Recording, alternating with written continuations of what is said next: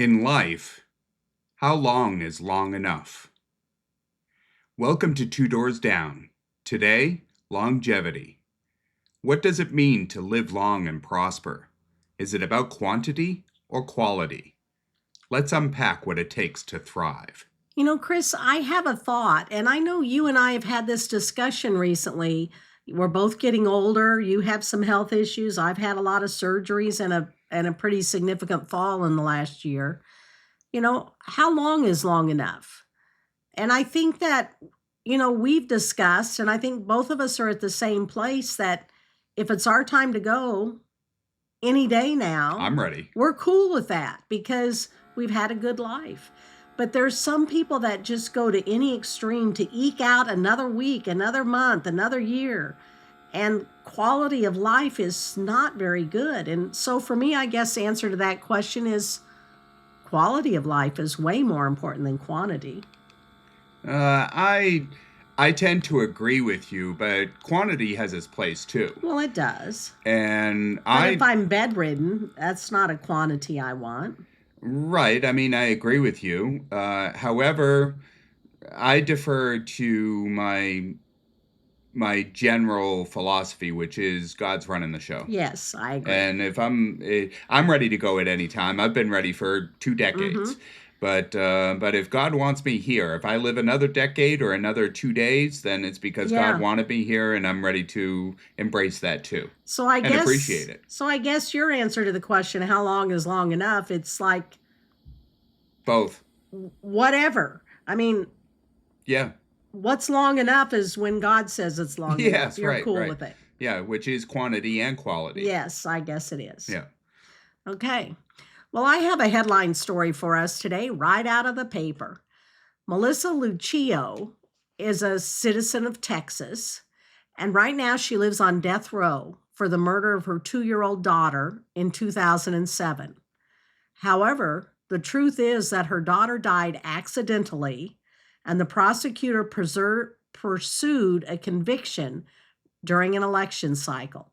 Once again, politics takes precedence over justice. Winning is more important than the truth. This person was running for re-election, and this case was in the news because anytime a child dies, public is outraged. And so he pushed for a prosecution at any cost. And actually, there was a cost because he was eventually sentenced to 13 years for bribery on a case unrelated to this case.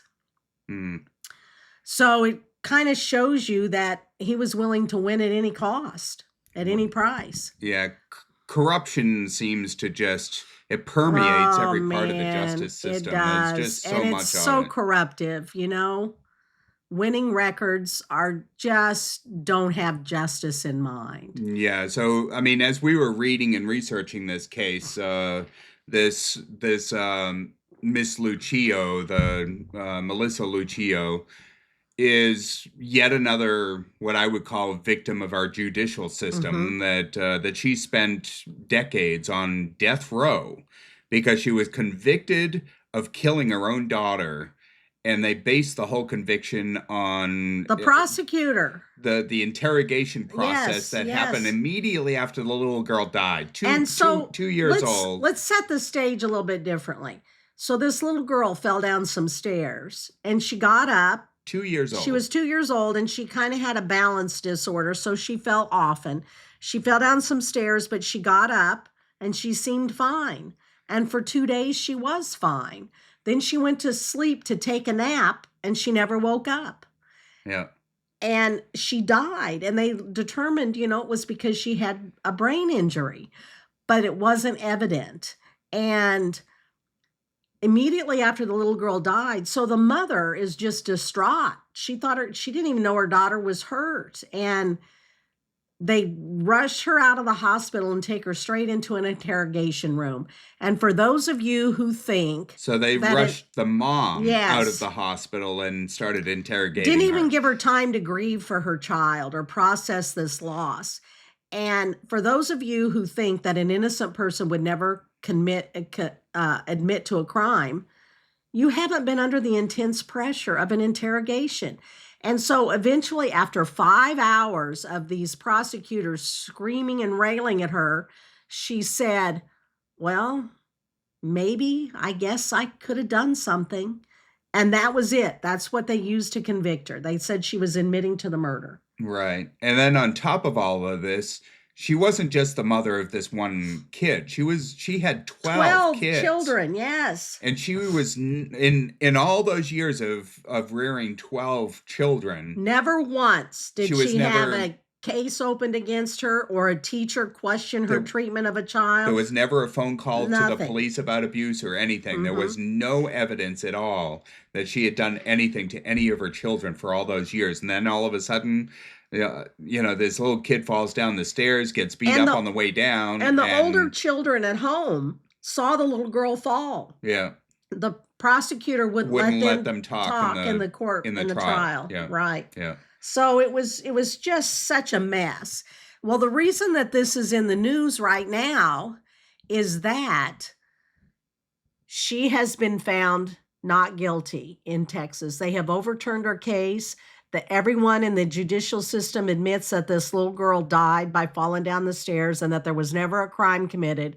And so they have decided, everybody, all the authorities, the last signature has been made, the last T has been crossed, the last I has been dotted.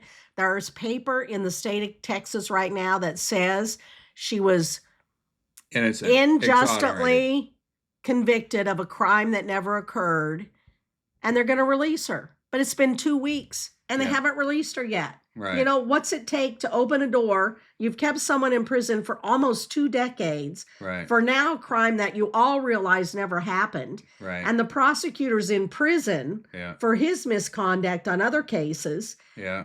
And I would have opened the door immediately. I would have gone straight to the prison and said, let her out. Yeah. But they're still trying to work out the details. Yeah, and the investigators, the cops and everybody that investigated this, that interrogated her and got enough evidence in air quotes, to convict her of this murder, they predetermined. They just made a decision, a gut feeling is what they called it, that these investigators, the police officers, had a gut feeling that because Melissa didn't react act like they thought she should react. Yeah, she had her head down and she wasn't sobbing hysterically. So the police took it as her behaving like she was guilty rather than grieving. And how do you give anybody a chance to grieve when you're in that situation? Two of those detectives actually attended the autopsy.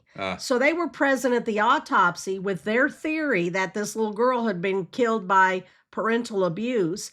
And so they influence the pressures, biases, the medical examiner doing the autopsy to say, oh, yeah, well, that could have been, this. That could have been abuse or whatever, right? And you put that in the record and it just strengthens their prosecution that much more. So she does 2 decades in prison and they still have her in prison and they still even though they know they did it wrong, they still haven't opened the doors and let her out because they got to figure out how to do the paperwork. Yeah. Ridiculous. Well, the justice system, you have this image of Lady Justice. Is that what they call her? And she's got a blindfold on. She is so weighted got a sword down in one hand, and by the burden of the prosecution that she can't possibly lift her defense arm. She's holding a balance, scales. That are perfectly level one side to the other. And the reality is that our justice system, well, maybe not just our justice system. I mean, we badmouth our justice system frequently, but the reality is that our justice system is probably one of the best in the world. No, I disagree. I think our justice system is probably more biased than other countries' justice systems because our community has been conditioned to believe you need to throw everybody in prison. So that's what's expected. Well, that's true. But I think that our laws and how we apply those laws, generally speaking, I mean, if you have 10,000 cases, you're going to have some that are going to go through. You're going to have some that get messed up. But I'm telling you, it's bigger than you think. It is way bigger than any of us think. Yeah. Well, I don't know. I can tell you that you were speeding and in Washington, D.C. Oh, last week. don't say that. I have You, never gotten a speeding ticket person that until this never- last week. Never chewed gum in class, never But did anything wrong. I've still never been pulled over because it was a camera ticket. Camera ticket, yeah. So what you're proud of is being able to identify that there may be a police officer around that might pull you over, and you've never done that. I've never done that, and I'm always still avoided that. not going to do that. Yes, right. So. Yeah, well, anyway, yeah. But the point I'm making is that there's an awful lot of people that actually are guilty of speeding. Yeah. And so our justice system correctly assesses that they owe a speeding ticket. You have to pay $100. Pay up. Pay up. I'm planning to. It's right here on laying on my keyboard. And as soon as we get done, I'm going to go online and pay it. I'm not going to accept a check. No, I don't even have a check. And you know that. We have no checkbook. Yeah. Who has a checkbook these days? Okay, so this episode is longevity. In life, how long is long enough? By 40, I had seen the world. If chewing on a giant sugar daddy carrot until you lose fillings in your mouth. Yeah. If you're chewing on a giant sugar daddy, this candy that they sold back in the 80s. Yeah. Did you ever have a slow poke? Slow poke? Yeah, that's what we had in the Midwest were slow pokes. We didn't have sugar daddies. Was that a caramel? It was the same thing. Same thing. Just, different brand name. Okay. Mm-hmm. So anyway, I pulled my fillings out chewing on one of these things for a couple of days. It was a giant thing that my aunt bought me for a gift. But, the reality is that that's just a metaphor for all the things that I went too far sexually. When I was in my 20s, I went too far. I just went too far. And I experienced both, lots of different things in my life. I strolled the open streets of the Philippines and Thailand. I voluntarily stepped through the gateway drug called Mary Jane. Marijuana. Mary Jane? Yeah. Oh, I didn't know marijuana. We called it Mary Jane, yeah. And I fully consumed crack until it fully consumed me. Ooh. Whew. That was a dark period. You know what? Here's my marijuana story. It's the only one I have. Oh, let's hear your marijuana story. I'm sure that this is going to be really dark. Let's hear it. I let my oldest son have a Halloween party his freshman year in high school. And it happened to be on a day when my husband was working at the fire station, so I was home alone. And this whole crowd of kids showed up. There was supposed to be like a handful of kids. The whole school came. There was like 100 or 200 kids down in my pasture. And they were burning up my good fence posts. Anything stacked there, they had a big bonfire and they just kept throwing anything they could find on it. And they were unruly and they wouldn't leave. And so I called my dad who lived down the street and I said, Dad, can you come up here and get rid of these kids because they won't listen to me? And my dad pulled up and my sister came with him. And I said, those kids are smoking down in my pasture. They're not old enough to smoke. They're burning everything down.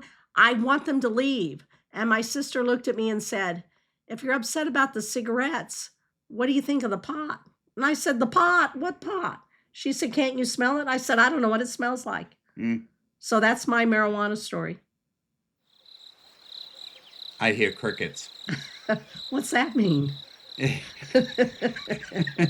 was crickets in the pasture. It means you're okay. So anyway, my story, I fully consumed crack until it fully consumed me. Mm-hmm. And when my life had become a living hell, I was in a shitstorm. Yeah, you were. I was down. I was down and out. But I saw God lift me up and place me on the beach to enjoy lobster offshore. Ooh. So I had a lobster dinner. When God finally pulled me out of the mess, He gave you lobster. I actually experienced interesting things in life that had nothing to do with drugs. You know what? Here's another interesting side note. Do you know that lobster in Maine was originally harvested to feed to inmates because nobody else wanted to eat it? Yeah. And it was so plentiful and cheap that they fed the inmates lobster. Now they have restaurants all over the world called Red Lobster, and everybody pays top dollar to eat there. Yeah. And the inmates don't get lobster anymore. Long after I had no business surviving the unsurvivable, I drove dune buggies across the Negev desert in Israel. Oh, my. I walked beneath an aircraft carrier and I knew the darkest, loneliest isolation called death wish. Mm, Suicidal. I've known that too. Yeah, you've It been is there. dark and lonely. Yeah. I've tasted the sweetest nectar called grace. Oh, that's the most beautiful thing in the world. And I'll tell you, part of the reason that this is so important is because I believe that when you experience something as beautiful as grace, the power that you feel it is in direct relationship. It's a contradiction to the previous experience before it. So when you go from suicide to grace, it's such a grand change between the two, and it really makes grace that much sweeter. So when Toby's future couldn't have been more questionable, she and God asked if I wanted something more. Yeah, So it's all your fault. Mike Tyson and I are 58 years old, and I watched him fight a 27-year-old boxer, and I was embarrassed for all 58-year-old men until I realized Mike and me are not here to fight. We are here to fight. Oh. So longevity is not mine, nor is it yours, nor is it long. It is what it is.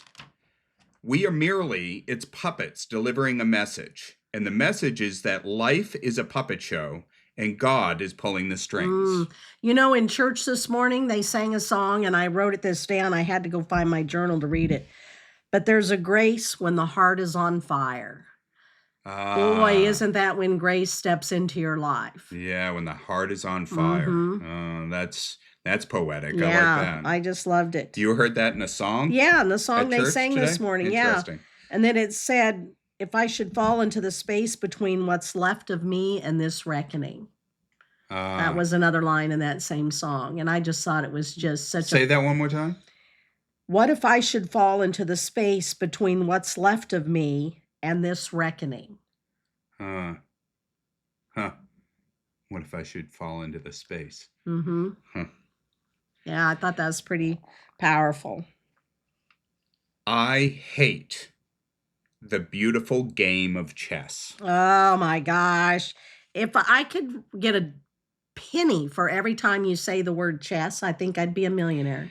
I've played 10,000 games of it. And he really means it too, because he plays it online and it counts it for him. Literally 10,000 games in the last couple of years I've played. 10,000 games of chess. So, funny thing is, in 10,000 games, I haven't learned an iota of it. You've learned, you just don't pay attention to what you learn. While chess has done little more than teach me about me. Let's put it this way. It's humbled me. You know, humility is a good thing. So I think a lot of people go through life without learning humility. I am king of a tiny little board, which I must share with other kings. And I have no chance to win without a lot of help from allies who are infinitely better equipped to deal with the treacheries of life. Without my queen... See how important I am? Without my queen and her minions, I cannot win, but instead can merely not lose. Oh, there's a difference between winning and not losing, isn't there? In chess, there is. Well, in life, there is too. In life, there is. Yeah. That's why chess is so important. So many people just settle for not losing. I know you roll your eyes, Toby, when I talk about chess, but you wouldn't believe how many things in chess that I've learned in the last year that have taught me all this humility that I have learned because they correlate to life. I can see that. They're real life things. So now let's talk about Dr. Frizzell. Oh, I don't know Dr. Frizzell. About a decade past, Dr. Frizzell appeared on day one of psychology class. Oh, when you were going to school. Was this in your bachelor's degree or your master's degree? This was before that even. This was in your associate's degree. Associate's degree. I was at a community college in Sedalia, Missouri. So where I had taken the most prominent seat closest to her desk. And she started the class by pointing me out to the rest of the class. Well, not me really, but my seat. She addressed the class. In many years of teaching this class, It has been my observation that the person seated here, and she pointed right at that seat where I was sitting, Right at gets the front an of the A. desk. Yeah. Interesting. So the textbook from which she taught specifically mentions longevity. I have it here. You know, that's about your only textbook that you saved. And I've tried to throw it away several times or donate it, this psychology book. And you're like, no, no, no. I have everything in there. This is the best book. I mean, this is really about life. This cuts to the quick. I love it. So on page 22 in this book, it's Experience Technology, second edition. No, so this Experience Psychology. Experience Psychology in second edition by Laura King. This is actually a textbook. This is a real textbook from from college. So it says on page 22, one intriguing longitudinal study is the nun study. The study began in 1986 and has followed a sample of 678 school sisters of Notre Dame ever since. The nuns ranged in age from 75 to 103 when the study began. You mean like Sister Mary Joseph? You mean a nun? Like a real nun. Okay. Yeah, this is the nun study. The nuns at Notre Dame. This is the nun study. They studied nuns. Now I'm on it now. Yeah. Okay. You got it? Okay. So these women complete a variety of psychological and physical measures annually. This sample is unique in many respects. However, some characteristics render the participants an excellent group for correlational research. For one thing, many potential extraneous third variables are relatively identical for all the women in the group. They all live in a convent, probably the same convent, yeah. Their gender, living conditions. They work at the same their college. Diet, activity levels, marital status, and religious participation are all essentially held constant. You know, that is brilliant to use them for a study group in a psychological test. Because they're so identical. You're right. You couldn't take 30 mothers and numerous. Come up with anything. There's too many variables. Take out all the variables. Wow. There's only one thing that they're studying. So I'm pretty impressed. So providing little chance that differences in these variables can explain results. Researchers recently examined the relationship between happiness and longevity using this rich data set. All of the nuns had been asked to write a spiritual autobiography when they entered the convent, for some as many as 80 years before. Wow. Deborah Danner and her colleagues were given access to these documents and used them as indicators of happiness earlier in life by counting the number of positive emotions expressed in the autobiographies. Higher levels of positive emotion expressed in autobiographies written at an average age of 22 years old were associated with a 2.5-fold difference in risk of mortality when the nuns were in their 80s and 90s. That is, so to break that down, women who included positive emotion in their autobiographies when they were in their early 20s were 2.5 times more likely to survive some 60 years later. So into their 80s. Wow. So the women that wrote that they were happy when they were 22 lived to be 80.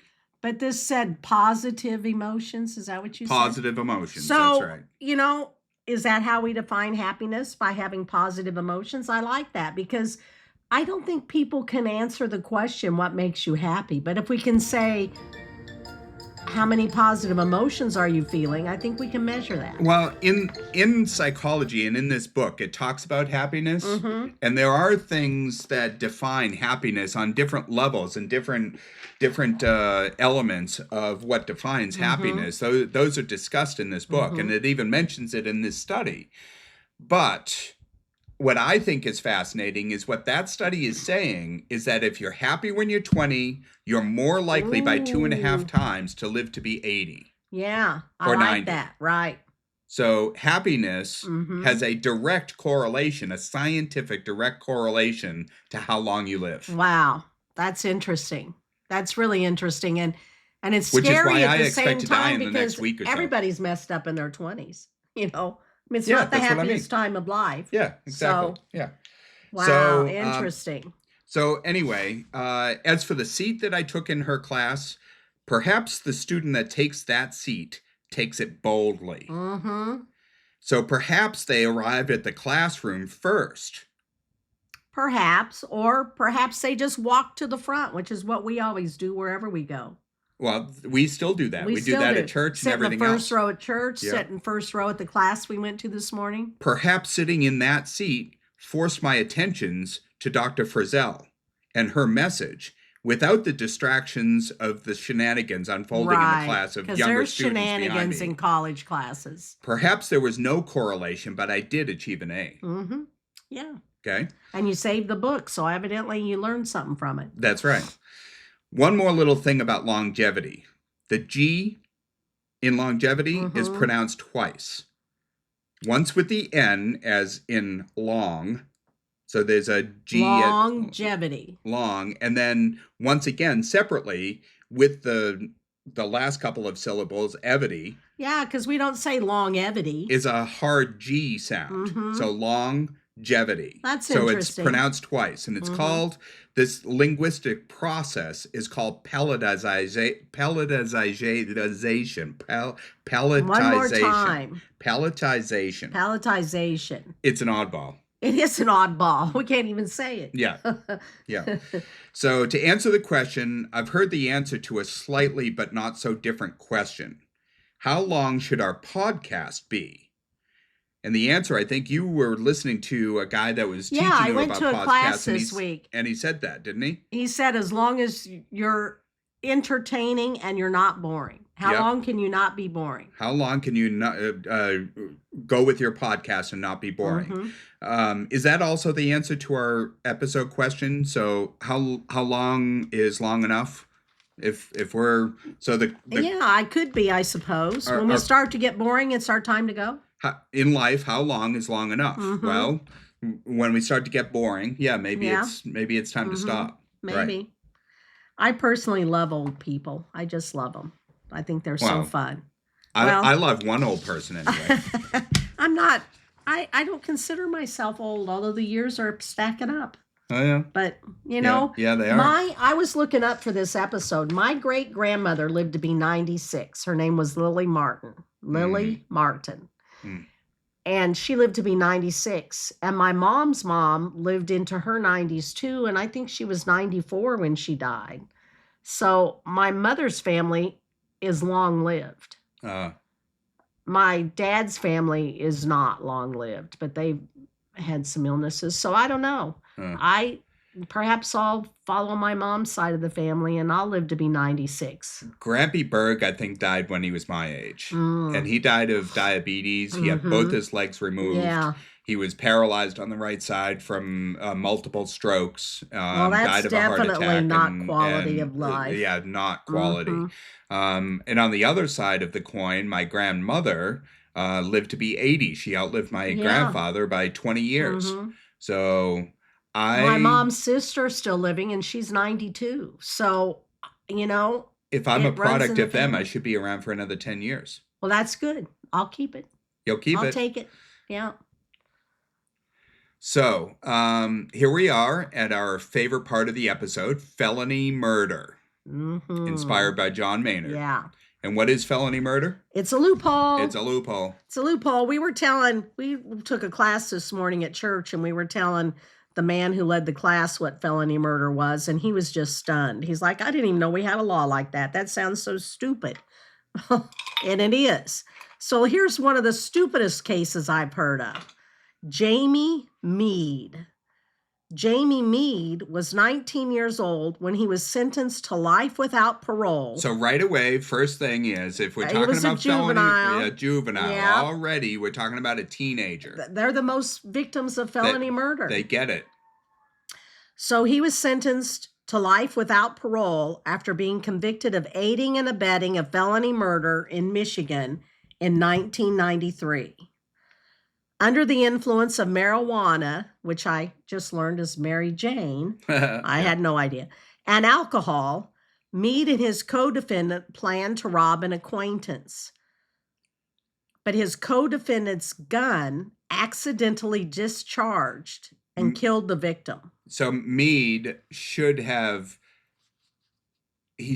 heard and appreciated more deeply and more profoundly that you're only as good as the company you keep. That's so true. That's so true. All right, keep going. So Meade was aware that his co-defendant had a weapon. He has since served 28 years behind bars, while his co-defendant was convicted of lesser offenses and served 10 years. Wow. Now, this is the man that had the gun that accidentally discharged. He got 10 years, and Jamie Meade got life in prison. That's the most ridiculous thing ever. And it's because the man who had the gun took the first plea he was offered. And they only offer a plea to one person in a crime. And that because they know they have the other person. Which I'd add something to that is that if you're involved in a crime, I think that it's a human trait for innocent people as well as guilty. It doesn't stop because you're a guilty person. But if you're guilty of a crime and you know that you're guilty of a crime, you know that you were the one holding a gun and you know that the gun went off and killed somebody, you already know that you're guilty of taking another person's life. You're in big trouble. You're in big trouble. So you better take whatever deal you can get because you're going for life. So all the incentive that you have is to cooperate and be the first person to cooperate with the law enforcement. And that on the other hand, your buddy who didn't pull a trigger and didn't even have a gun on him and didn't think he needed to take a plea because he didn't have a gun. We human beings, we default to this idea that life is fair. Justice is just. Justice is just. Justice is fair, and it's not fair. It's not fair. It's not fair. And so the first person that's going to raise their hand is going to be the guilty one. Yes. And he's going to be rewarded for raising his hand. And once he raises his hand and says, I'll take a plea, then the doors close to the other people. And the other person that didn't commit one is going to have an incentive to not cooperate because he thinks that, he didn't commit anything. So he didn't commit a crime. So he's innocent. So he's got all the incentive in the world to not cooperate. Right. And so it's ridiculous. It's broken. It's so broken. And let me tell you about the kind of man this Jamie Meade is. During his incarceration, he earned a Bachelor of Arts. He's currently pursuing an MBA as well as a Master of Divinity. Wow. Many people, including the judge who sentenced him, and this is one of your pet peeves, Chris, mass incarceration and mandatory minimums. The judge who sentenced Meade, who's now retired, supports his release. And she actually wrote a letter for Meade to the Michigan Parole Board. And in that letter, she said, if I were sentencing today and I had discretion and I was not bound by the mandatory sentence, I probably would have sentenced him to no more than his co-defendant, and Mr. Meade would have walked out of prison 15 years ago. That's mandatory minimum. When they found him guilty of felony murder in Michigan, she had no authority to sentence him to anything but life in prison. Yeah. I'll tell you, there's a bunch of key trigger phrases in the justice system. And some of these things, again, I'm a conservative. And I support most laws and the way that we prosecute. But there are some things that even as a conservative that stand out and they just slap me in the face. Miranda rights. People that disregard those and they just dismiss because they're drunk when they hear them or because they're too young to understand what it means. I mean, Miranda rights are pretty critical. We should be talking to our kids from a very young age that says, explain. Do not talk to the police, call an attorney. Doesn't matter if you ran a stoplight and they're going to arrest you.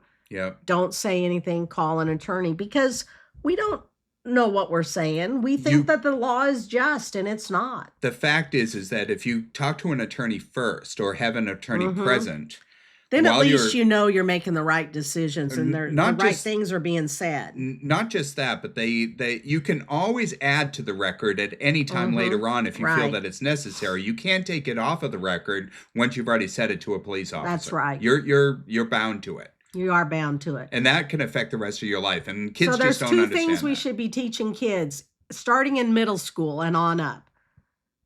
Ask for an attorney. You have the right to remain silent, and you should remain silent. And the second one is don't hang out with people who are doing bad things. Remove yourself. There's other friends. Yeah. And don't commit any crime. Right. No matter Well, even we if do tell even them if, that. but the point I'm making is that it's not just not committing a crime. I know that we tell our children not to commit crimes. We know that. But the point is that what most kids don't know is that committing a crime, any kind of a crime, comes with consequences. And the consequences are not obvious. When you think that you're just stealing a car, there's a big difference between stealing a car and getting, they have that game, that's Grand Theft Auto game that everybody wants. I was thinking about that the other day. What are we doing making a game Programming about our that? children to think that it's cool to steal cars, right? Yeah. But the problem is that when you steal a car, it's a felony. And if anybody dies within a mile of your felony, you're going to wind up being charged with first-degree murder. I think more likely is someone pushing somebody and knocking them off of a curb. And, yes. Kids just I'm don't exaggerating to make a point, but the point is that if you commit a crime and somebody happens to die, you're going up for murder. Right. First-degree murder. But it all starts with walking away from even the littlest things. Just don't hang around with people doing the wrong things. Just don't do it. It doesn't work out for you in the long run. In the meantime, we're here to end felony murder. That's right. So we have at our website a petition. We do. So a challenge to our listeners, go to our website. Even if you don't enjoy any of the rest of the content at the website, if you're inflamed by this, if you're incensed by it, as we are, then place your name on the petition. Yeah, right. Let government know that this we're the only country that has such a ridiculous law as this felony murder. End it. That's right. Now it's time to draw a card from our basket and reveal the topic of our next episode. Let's see what time has in store for us. I hope it's a good one. That's what David would say. I hope it's a good one. I hope it's a good one. Well, we don't know what it is.